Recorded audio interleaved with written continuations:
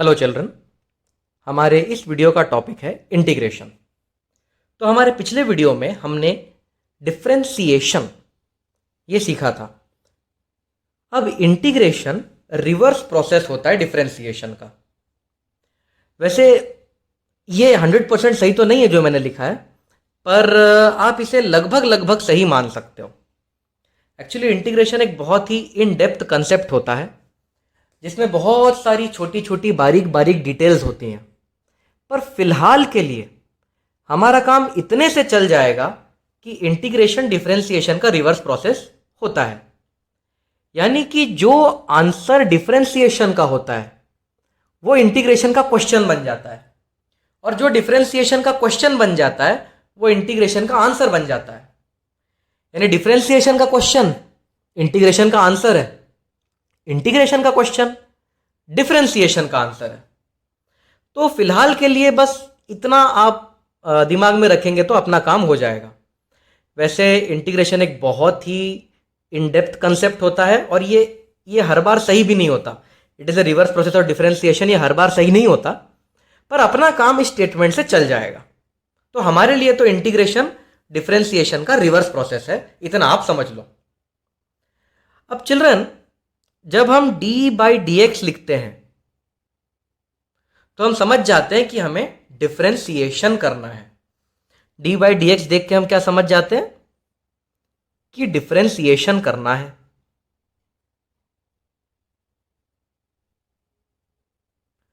तो उसी तरह से इंटीग्रेशन का क्या सिंबल है? इंटीग्रेशन का सिंबल है ये, this is the symbol for integration. फिर यहां कुछ तो लिखा होता है और लास्ट में ये dx लिखा होता है। तो ये है इंटीग्रेशन का पूरा सिंबल, ये है इंटीग्रेशन का साइन, और हम इंटीग्रेट कर रहे हैं विद रिस्पेक्ट टू x। अब सपोज कुछ इस तरह से लिखा हुआ है, तो मैं इसे पढ़ूंगा कैसे? इस सिंबल को पढ़ा जाएगा integrate x square with respect to x। तो इसको पढ़ा कैसे जाएगा? Integrate x square with respect to x। ये हो गई इसकी रीडिंग। तो अगर मैं इसको रीड करने की कोशिश करूं, integrate x to the power 4 with respect to x, इस तरह से रीड होगा ये। तो चिल्ड्रन, इसको कैसे रीड करेंगे?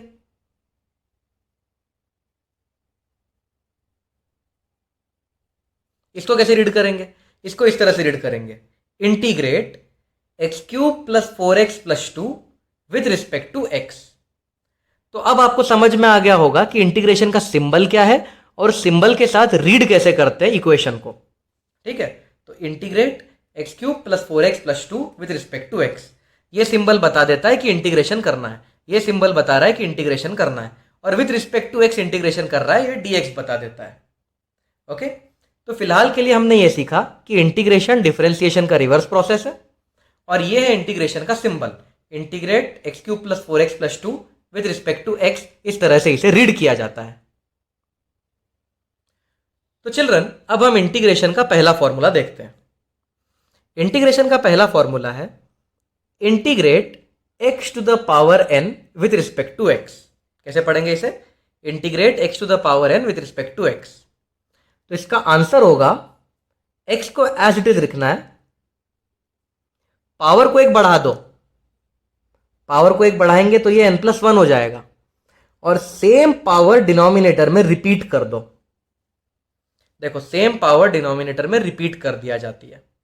तो इस फॉर्मूले का क्या आंसर है? x को एज इट इज रखा, पावर को एक बढ़ा दिया, और ये बढ़ी हुई पावर डिनोमिनेटर में डाल दी। तो ये हो गया इंटीग्रेशन का फॉर्मूला। ये पहला फॉर्मूला पढ़ रहे हैं हम इंटीग्रेशन में।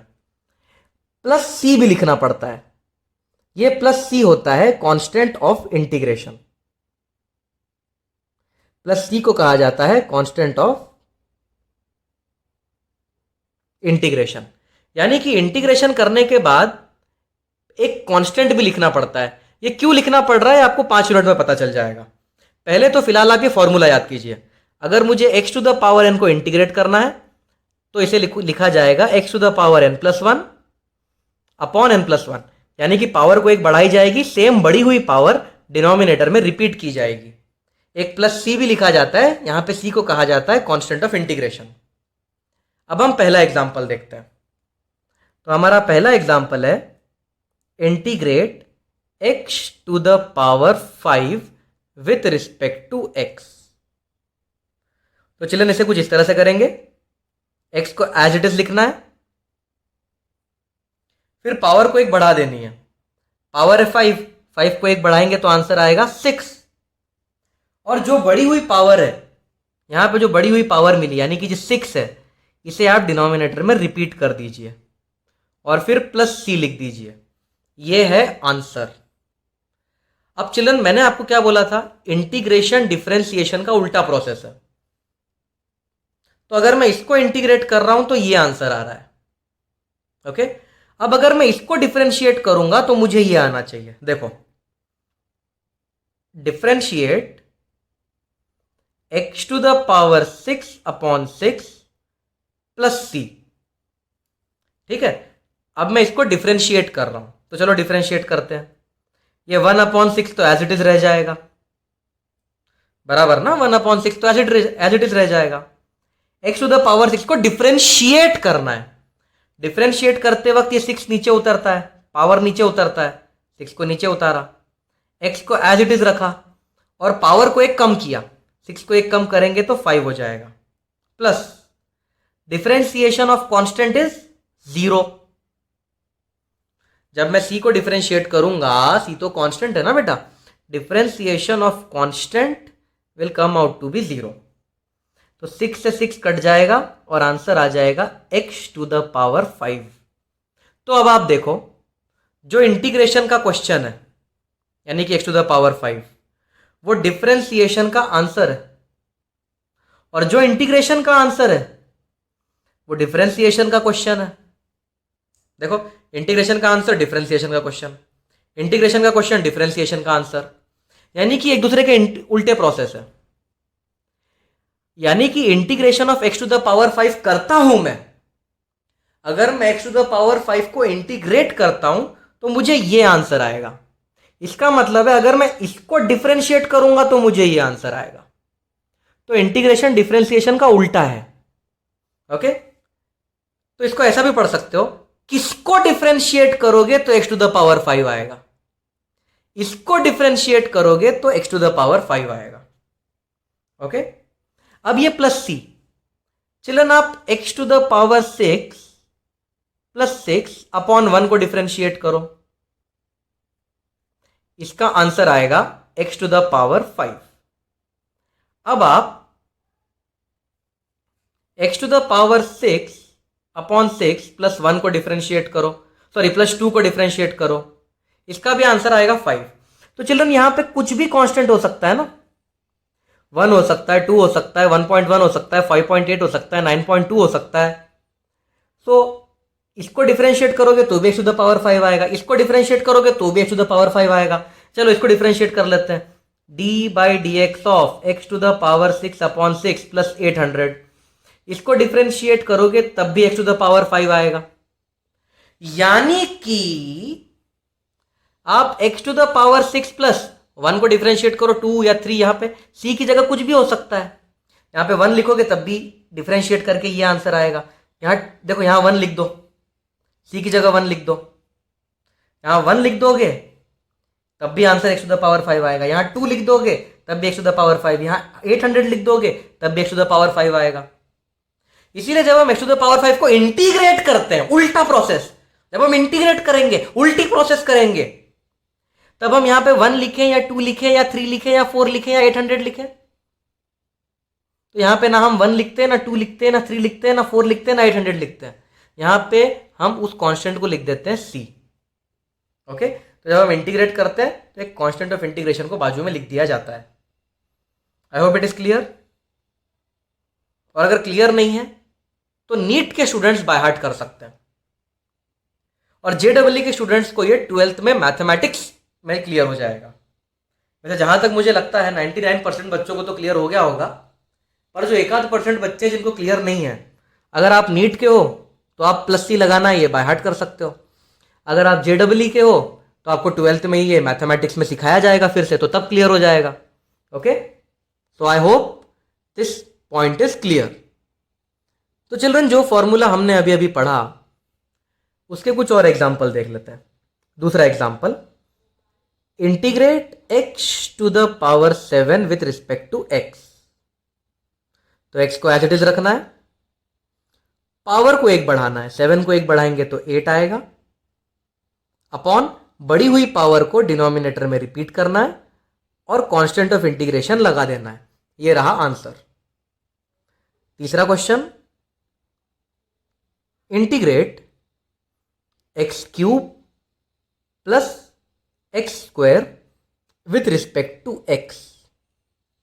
तो स्टेप बाय स्टेप करेंगे। पहले इसको इंटीग्रेट करते हैं। एक्स को एज इट इज लिखना है, पावर को 1 बढ़ा देना है, 3 को 1 बढ़ाओगे तो 4 होगा, बढ़ी हुई पावर डिनोमिनेटर में रिपीट कर देना है, फिर बीच में प्लस साइन है तो प्लस, फिर ये एक्स एज इट इज आ जाएगा, एक्स स्क्वायर की जगह हो जाएगा एक्स क्यूब क्योंकि पावर को 1 बढ़ाया जाता है, अपॉन सेम पावर डिनोमिनेटर में चली जाएगी, प्लस सी लिख देंगे तो ये हो गया हमारा answer. Next question children, integrate under root x dx। अब आप वीडियो पॉज करके सोचो इसका आंसर क्या आएगा। ओके, तो let me help you out. मैं integration sign as it is लिख रहा हूं, यानी अब तक मैंने इंटीग्रेट नहीं किया, मैंने कोई फॉर्मूले नहीं लगाए। अंडर रूट एक्स को x to the power half भी लिखा जाता है, तो मैंने क्वेश्चन को चेंज कर दिया। अंडर रूट एक्स को मैंने x to the power half लिख दिया, मैथमेटिकली मैंने एक छोटा सा मैनिपुलेशन किया। तो अब हमें पता है एक्स को एज इट इज रखना है, पावर को 1 बढ़ाना है, हाफ को 1 बढ़ाना है, और यही जो बढ़ी हुई पावर है वो डिनोमिनेटर में डाल देना है, और फिर एक प्लस सी लगा देना है। तो आंसर हो जाएगा एक्स। चिल्ड्रन, हाफ प्लस 1 होता है 3/2, अपॉन हाफ प्लस 1 होता है 3/2। 3 अगर मैं यहां बाई 2 लिखूं तो ये बाई 2 ऊपर चला जाता है ना। मुझे उम्मीद है कि आप 10वीं पास हो और आपको ये बेसिक मैथमेटिक्स समझ में आया। देखो नीचे भी 3/2 आने वाला है, तो 3/2 लिखने की जगह ये बाई 2 को ऊपर ले जा सकते हैं। मुझे उम्मीद है कि आपको ये बात समझ में आई होगी, इतने तो आप 10वीं पास हो कि आपको ये समझ में आया होगा। ओके, प्लस सी, तो ये है हमारा आंसर। चलो एक और क्वेश्चन देख लेते हैं। इंटीग्रेट करो 1/x टू द पावर 4 को। तो चलिए इसे कुछ इस तरह से इंटीग्रेट किया जाता है। 1/x टू द पावर 4 को आप लिख सकते हो x टू द पावर -4। अब हमें पता है x as it is, power को 1 बढ़ाओ, तो लो पावर को 1 बढ़ा दिया, डिनोमिनेटर में भी बढ़ी हुई पावर लिखो और प्लस सी कर दो, तो ये हो जाएगा x to the power -3 upon -3 plus C. तो ये है आंसर। कुछ और न्यूमेरिकल्स देखते हैं बच्चों प्रैक्टिस के लिए। Integrate 7x to the power 4 plus 3x square. चलो इसे इंटीग्रेट करते हैं। तो चिल्ड्रन 7 कांस्टेंट है तो उसे एज इट इज लिख दो। देखो कांस्टेंट 7 एज इट इज आ जाएगा, x एज इट इज आ जाएगा, x की जो पावर है वो 1 बढ़ानी है, 4 को 1 बढ़ाओगे तो 5 हो जाएगा, और सेम बढ़ी हुई पावर डिनोमिनेटर में रिपीट करनी है, प्लस 3 एज इट इज आ जाएगा, x एज इट इज आ जाएगा, x की जो पावर है उसे 1 बढ़ानी है, तो 2 को 1 बढ़ाओगे तो वो बन जाएगा 3 अपॉन ये बढ़ी हुई पावर डिनोमिनेटर में रिपीट करनी है, प्लस सी। तो ये 3 और 3 काट सकते हो। This is the answer. अगला question, integrate 3x to the power 4 plus 4x to the power 3 plus x। तो इसका आंसर होगा 3 एज इट इज रह जाएगा, x एज इट इज रह जाएगा, ये जो पावर है वो एक बढ़ानी पड़ेगी और ये बढ़ी हुई पावर डिनोमिनेटर में रिपीट करनी पड़ेगी, प्लस 4 एज इट इज रह जाएगा, x एज इट इज रह जाएगा, पावर को एक बढ़ा दो, 4 को एक बढ़ा दोगे तो 5 हो जाएगा, अपॉन बढ़ी हुई पावर डिनोमिनेटर में रिपीट होगी, प्लस चलिए यहाँ पे x की पावर 1 है तो यहाँ पे x लिखना है, पावर को एक बढ़ाओ, 1 को एक बढ़ाओगे तो 2 हो जाएगा, अपॉन 2 प्लस c। वैसे 3 प्लस 4 7 भी लिख सकते हो, 7x to the power 5 upon 5 वो भी कर सकते हो। एक्चुअली यहीं पे जोड़ देते तो ज़्यादा बेटर रहता, 7x टू द पावर 4 यही हो जाता।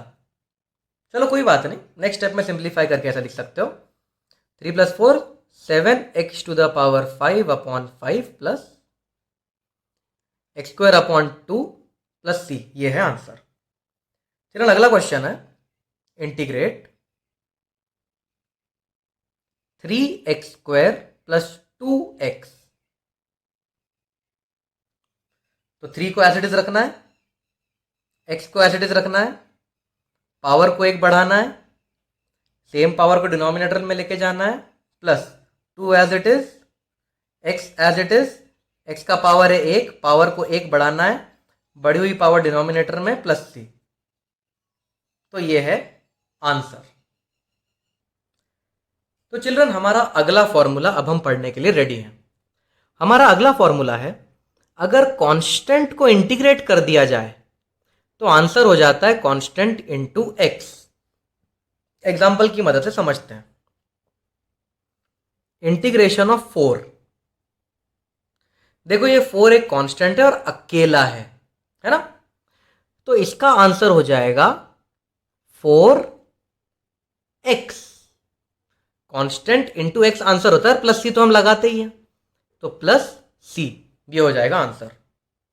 तो 4 को इंटीग्रेट करोगे तो आंसर होगा 4x, 8 को इंटीग्रेट करोगे तो आंसर होगा 8x, 100 को इंटीग्रेट करोगे तो आंसर होगा 100x, है ना। अच्छा, अब इसको उल्टा करके देख लेते हैं, इसको डिफरेंशिएट करके देख लेते हैं। D by d x of 4x plus c, देखते हैं क्या होता है। 4x को डिफरेंशिएट करोगे तो आएगा 4, कांस्टेंट को डिफरेंशिएट करोगे तो 0 आएगा। तो आप देख सकते हो जो डिफरेंशिएशन का क्वेश्चन है, डिफरेंशिएशन का क्वेश्चन इंटीग्रेशन का आंसर है, और इंटीग्रेशन का क्वेश्चन डिफरेंशिएशन का आंसर है। चलिए हम कुछ और न्यूमेरिकल्स देख लेते हैं। Integrate 3x to the power 5 plus 6, इसे इंटीग्रेट करते हैं। तो 3 तो एज इट इज रह जाएगा, x भी एज इट इज रह जाएगा, x की पावर एक बढ़ेगी तो 5 की जगह आएगा 6 अपॉन सेम बढ़ी हुई पावर डिनोमिनेटर में, प्लस अब ये कांस्टेंट अकेला है तो 6 का इंटीग्रेशन हो जाएगा 6x, 4 का हो गया था 4x, 8 का हो गया था 8x, 6 का हो जाएगा 6x plus c। So this is the answer. अगला देखो, integrate 4x plus 62 plus 8x square. तो 4 एज इट इज रह जाएगा, x एज इट इज रह जाएगा, पर x का पावर 1 है, पावर को बढ़ाएंगे तो 2 हो जाएगा, बढ़ी हुई पावर डिनोमिनेटर में, प्लस 62 अकेला है तो 62 को इंटीग्रेट करेंगे तो आएगा 62x plus 8 as it is, x as it is, x की पावर एक बढ़ानी है, 2 की हो जाएगी 3, 3 प्लस c। तो ये हो गया हमारा आंसर। तो चिल्ड्रन आई होप कि आपको एक कांस्टेंट वाला फंडा क्लियर हो गया होगा।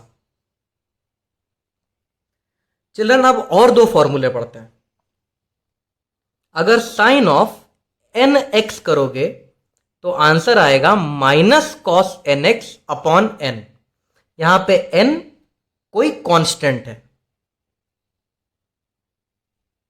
ऑफ कोर्स प्लस c तो आता ही है। तो अगर आप साइन nx को करोगे इंटीग्रेट तो आंसर आएगा minus cos nx upon n, और अगर आप कॉस nx को इंटीग्रेट करोगे तो आंसर आएगा sine nx upon n। Example, अगर मैं इंटीग्रेट करूं साइन 4x को तो आंसर आएगा माइनस कॉस 4x। देखो साइन nx को तो माइनस कॉस nx, यहां पे n की वैल्यू 4 है, तो साइन 4x का आंसर आएगा minus cos 4x upon n से डिवाइड भी करना है। अब चिल्ड्रन उल्टा वेरीफाई कर लेते हैं, इसको डिफरेंशिएट कर देते हैं। अगर इसको डिफरेंशिएट करेंगे तो ये आना चाहिए, चलो अब भी करते हैं differentiate. D by d x of minus cos 4x upon 4 plus C. चलो डिफरेंशिएशन चालू करते हैं। माइनस 1/4 तो साइड में आ जाएगा क्योंकि कांस्टेंट है। इसको हमें x बनाना पड़ेगा अपने मन में, याद आया आपको? इसको x बनाना पड़ता है ना मन में, तो 4x को हमने x बना लिया अपने मन में। चिल्ड्रन cos x का डिफरेंशिएशन होता है माइनस साइन x, पर x लिखना है क्या? नहीं, x नहीं लिखते। इसको जिसको हमने मन में x बनाया था ओरिजिनल चीज लिखते हैं। चिल्ड्रन अगर ये आपको नहीं समझ रहा है तो आपको डिफरेंशिएशन के वीडियोस एक बार फिर से देखने पड़ेंगे। तो cos 4x, तो 4x को मन में बना लिया था हमने x, cos x का आंसर होता है माइनस साइन x, पर x नहीं लिखते, ओरिजिनल 4x ही लिखते हैं। फिर जिसको x बनाया था उसको डिफरेंशिएट करते हैं, d by d x of 4x, और c को डिफरेंशिएट करेंगे तो 0 हो जाएगा, तो वो तो बेकार है। तो माइनस ऑफ माइनस हो जाएगा plus sign 4x upon 4 into, देखो ये वाला अपॉन 4 इंटू 4x को डिफरेंशिएट करेंगे तो आएगा 4, तो आंसर आ गया साइन 4x।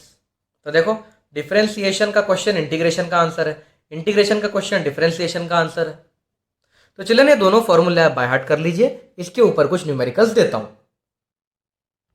तो इसके ऊपर पहला न्यूमेरिकल ये दे देता हूं आपको, integrate sign 6x plus 3 cos 4x। तो इसका आंसर क्या होगा? साइन का इंटीग्रेशन होता है माइनस कॉस, तो ये हो जाएगा माइनस कॉस 6x, और ये जो x के साथ ये जो 6 है ये डिवाइड में आ जाएगा, प्लस 3 एज इट इज रह जाएगा। cos 4x को इंटीग्रेट करते हैं, फॉर्मूला देखिए, cos nx का आंसर है sin nx अपॉन n, तो cos 4x का आंसर हो जाएगा sin 4x अपॉन 4, और प्लस c जो कि हमारा रिवाज बन चुका है, कस्टम बन चुका है, उसे लास्ट में प्लस c लिख देंगे। तो ये रहा हमारा पहला आंसर। अगला देखते हैं children, integration of 3 sin 7x plus 4 cos 5x, इसे इंटीग्रेट करना है। तो 3 एज इट इज लिखेंगे, साइन nx का आंसर होता है minus cos nx upon n, n की जगह पे 7 है यहां पे, plus 4 as it is, cos की जगह हो जाएगा sine nx upon n plus c। अगला क्वेश्चन देख लेते हैं, 3 sin x plus 7 cos x, इसे इंटीग्रेट करना है। तो 3 तो एज इट इज रह जाएगा, यहां पे n की वैल्यू 1 है, तो साइन nx का आंसर होता है minus cos nx upon n। तो ये अपॉन 1 लिखने की जरूरत नहीं पड़ना चाहिए, तो अपॉन 1 नहीं लिखोगे तो भी चलेगा, plus 7 as it is, cos nx का आंसर होता है साइन nx, यहां पे भी n की वैल्यू 1 है, अपॉन 1 करने का कोई मीनिंग नहीं है, तो अपॉन 1 नहीं कर रहा हूं मैं, प्लस c। ये रहा आंसर। तो चिल्ड्रन अब लास्ट 2 फॉर्मूले और देख लेते हैं इंटीग्रेशन के। वैसे इंटीग्रेशन के कई फॉर्मूले हैं जो मैथ्स में पढ़ाए जाते हैं, पर फिजिक्स में generally sec x tan x या cosec square x या cosec x cot x वगैरह वगैरह पे क्वेश्चन नहीं आते हैं। तो मैं वो वाले इंटीग्रल्स के फॉर्मूला स्किप कर रहा हूं। फिजिक्स में जो 99% फॉर्मूलेस जो काम के हैं मैं बस आपको वही बता रहा हूं। तो चलन आखिरी दो फॉर्मूलेस पढ़ेंगे हम। 1/x को अगर आप डिफरेंशिएट 1/x को अगर आप इंटीग्रेट करोगे तो आंसर होगा नेचुरल लॉगरिथम ऑफ x। और अगर आप e to the power nx को इंटीग्रेट करोगे तो आंसर होगा e to the power nx upon n। तो इसके कुछ एग्जांपल्स देख लेते हैं। सपोज आपको इंटीग्रेट करना है 4/x dx, तो ये 4 तो एज इट इज है, बचा 1/x। 1/x को आप लिख सकते हो natural logarithm of x। Of course जो हमारा रीति रिवाज है प्लस सी लिखने का वो हम जारी रखेंगे। अब दूसरा क्वेश्चन देखो, integration of 5/x plus e to the power 8x। तो ये 5 तो एज इट इज रहेगा। 1/x का इंटीग्रल होता है natural logarithm of x plus e to the power nx होता है e to the power nx। देखो e to the power nx हो जाएगा e to the power nx, लेकिन ये डिवाइड बाय n करना है। यहां पे n की वैल्यू है 8, तो ये हो जाएंगे आंसर। एक और एग्जांपल देख लेते हैं। इंटीग्रेट करो 72/x plus e to the power -6x। तो इसका आंसर हो जाएगा 72, 1/x हो जाएगा natural logarithm of x plus e to the power -6x, तो e to the power -6x ही रहेगा। बस ये जो -6 है ये डिनोमिनेटर में आ जाएगा plus c। This is the answer. तो चलो मुझे उम्मीद है कि ये वाले फॉर्मूला भी क्लियर हो गए होंगे। तो अब चिल्ड्रन हम थोड़े और इंटीग्रल्स देख लेते हैं, कुछ और क्वेश्चन देख लेते हैं। तो चिल्ड्रन अगर मैं इंटीग्रेट कर रहा हूं साइन ऑफ 8x प्लस 6,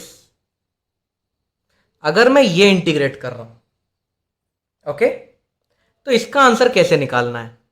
अगर आप +6 को छुपा दो, देखो आपको छुपाना क्या है, कांस्टेंट को, अकेले कांस्टेंट को छुपा दो, ठीक है। अकेला कांस्टेंट यहां पे कौन है? 6। देखो अकेला है, किसी के साथ मल्टीप्लाइड नहीं है।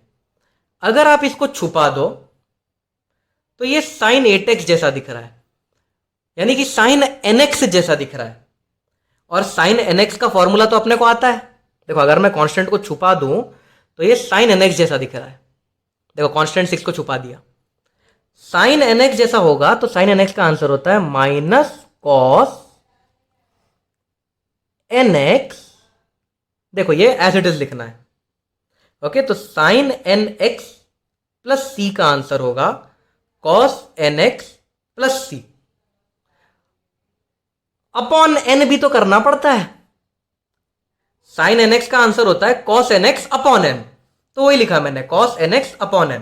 ये कांस्टेंट को एज इट इज लिख दिया मैंने, ओके। जरा आप ये ट्राई कीजिए वीडियो पॉज करके, integration of cos of 3x plus 2, इसका आंसर निकालने की कोशिश कीजिए, ओके। तो करेक्ट आंसर होगा, देखो अगर मैं 2 को छुपा दूं तो ये cos nx जैसा दिख रहा है। cos nx का आंसर होता है sin nx, तो मैं इसको ऐसे लिख दूंगा sin nx, ये एज इट इज रिपीट कर दूंगा। डिवाइड बाय n भी तो करना पड़ता है, तो n की वैल्यू यहां पे 3, ये हो जाएगा आंसर। और ऑफ कोर्स हमारा प्लस c जो हमारा कस्टम है। सिमिलरली अगर मैं आपको बोलूं इंटीग्रेट करो 1/4x प्लस 2 को, तो चिल्ड्रन प्लस 2 को अगर आप छुपा दो तो ये 1/x जैसा नहीं दिख रहा, ये 1/x जैसा दिख रहा ना। तो 1/x का आंसर क्या होता है? Natural logarithm of x। तो इसका आंसर हो जाएगा नेचुरल लॉगरिथम ऑफ x। अगर मैं 2 को छुपा दूं तो ये 1/x जैसा दिख रहा है, तो आंसर हो जाएगा नेचुरल लॉगरिथम ऑफ x। और ये जो x के साथ ये n होता है उसके साथ अपन क्या करते हैं? x के साथ मल्टीप्लाई में जो n होता है उसको अपन डिवाइड में डाल देते हैं। तो इसको इंटीग्रेट करने की कोशिश करो, इंटीग्रेशन ऑफ 1/3x प्लस 8। अगर मैं इस 8 को छुपा दूं तो तो ये 1/x जैसा दिखने लगेगा। तो इसका आंसर होगा natural logarithm of 3x + 8 upon x के साथ मल्टीप्लाई में 3 है, वो 3 डिनोमिनेटर में आ जाता है। थोड़े से और 3-4 न्यूमेरिकल आपको प्रैक्टिस के लिए दे देता हूं। तो चिल्ड्रन, ये रहे 5 क्वेश्चन आपके सामने। इन पांचों को सॉल्व करने की कोशिश कीजिए। वीडियो पॉज कीजिए और पांचों को सॉल्व करने की कोशिश कीजिए। ओके, तो अब मैं आपको आंसर बताता हूं। तो आंसर होगा, अगर मैं +2 को छिपा दूं तो ये sin nx जैसा दिखने लगेगा, और sin nx का आंसर होता है -cos nx अपॉन n, और ऑफ कोर्स +c तो हम करेंगे ही। अगला आंसर ऐसा होगा, cos nx जैसा ही दिख रहा है ये, अगर मैं +2 को छुपा दूं तो इसका आंसर हो जाएगा sin of 3x + 2 upon n, नीचे आ जाता है, एंड +c। फिर अगर मैं 6 को छुपा लूं तो ये नेचुरल लॉगरिथम, तो ये 1/x जैसा दिख रहा है। तो इसका आंसर होगा natural logarithm of 5x + 6 upon x के साथ जो मल्टीप्लाई होता है वो डिनोमिनेटर में डाल देंगे। इसका आंसर होगा natural logarithm of 4x + 7 upon 4 + c। और चलिए जो आखिरी क्वेश्चन है, अगर 8 को छुपा दो, अगर इस 8 को छुपा दिया जाए, जरा ध्यान से देखना, अगर इस अकेले कांस्टेंट 8 को छुपा दिया जाए तो ये x टू द पावर 100 जैसा दिख रहा। तो x टू द पावर 100 का आंसर होगा, पावर को एक बढ़ाना है, सेम पावर को डिनोमिनेटर में रिपीट करना है, लेकिन x के साथ एक 3 मल्टीप्लाइड है, तो ये मल्टीप्लाइड वाला टर्म आपको डिनोमिनेटर में डालना पड़ता है। देखो ना, 7 मल्टीप्लाइड है, 7 डिनोमिनेटर में डाला, 3 मल्टीप्लाइड है, 3 डिनोमिनेटर में डाला, 5 मल्टीप्लाइड है, 5 डिनोमिनेटर में डाला, 4 मल्टीप्लाइड है x से, 4 डिनोमिनेटर में आ गया। उसी तरह से जो 3 मल्टीप्लाइड है x के साथ, वो डिनोमिनेटर में आएगा। तो आंसर हो जाएगा इसका 3x + 8 to the power 101 upon 303, और ऑफ कोर्स +c तो हम लगाएंगे ही।